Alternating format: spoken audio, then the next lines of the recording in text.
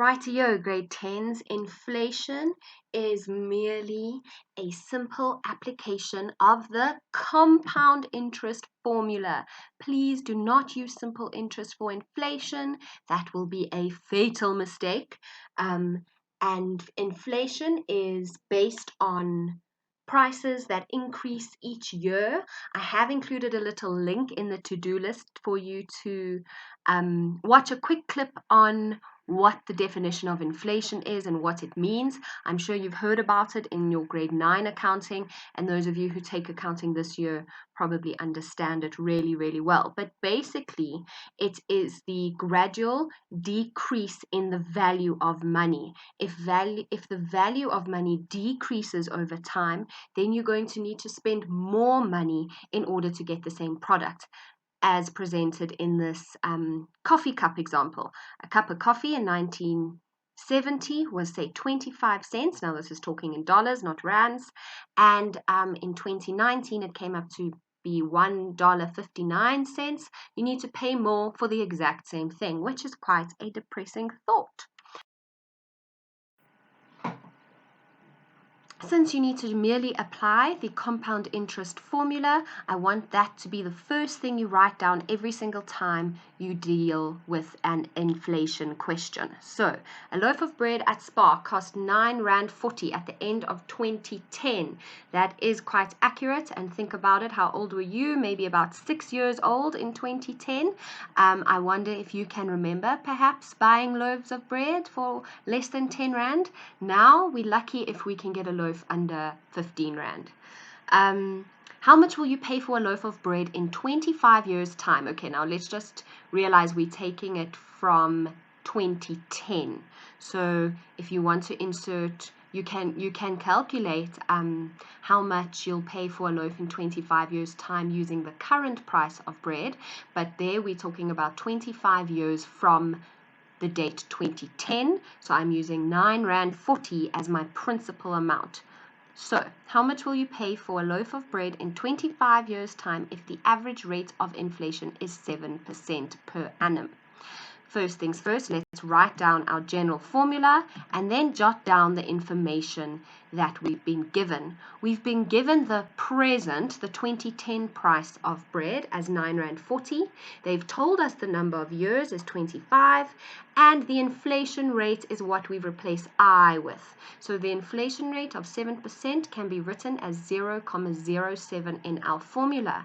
Now it's merely a plug in and whip out the calculator kind of question.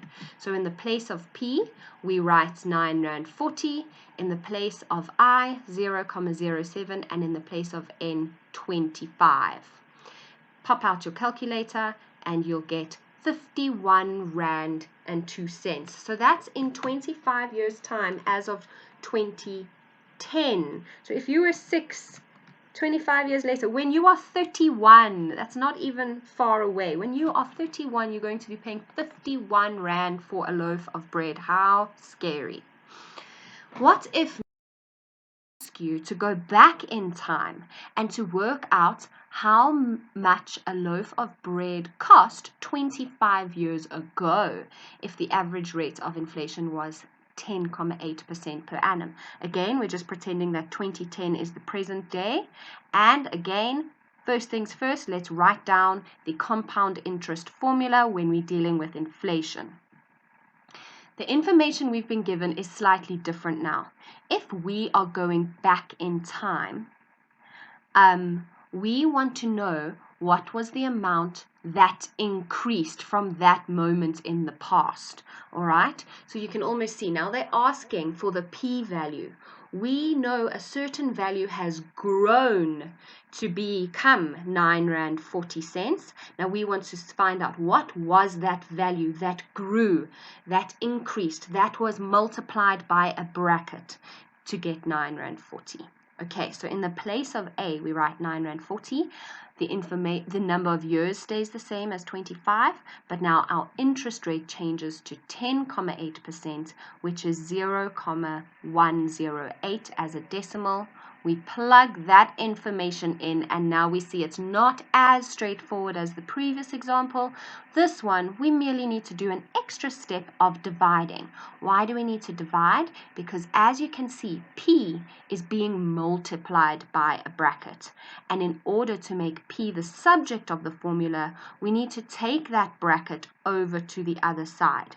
You are welcome to calculate the value of 1 plus 0,108 to the power of 25, but please do not round that answer off. Leave it as a long decimal and then divide 940 by that. So over here, I prefer to just get P by itself from the very beginning so that I only need to use my calculator once. And there you can see by dividing by the bracket on both sides, P is now the subject of the formula. Some people prefer to write P on the left-hand side of the equation, which is perfectly fine. If you flip it around, it just looks a little bit more like what we usually see in formulae. And then you pop that in and voila, your calculator will tell you that it's 0,72 rands. So if we convert that to cents, which we barely ever use anymore, 25 years before 2010. So let's work that out. 2010 minus 25 years. So in the year 1985, a loaf of bread cost 72 cents. That's well before your lifetime, and it's even well before my lifetime. So that is quite scary to think that the exact same product cost so much less all those years ago. Quick recap. Apply the compound interest formula. Read carefully to find out what you're actually looking for. In your homework, you might be asked to find the interest rate, which should be okay because that's what you practiced 2 days ago to make I the subject of the formula. And you are welcome to contact me if you have any questions. Good luck and enjoy.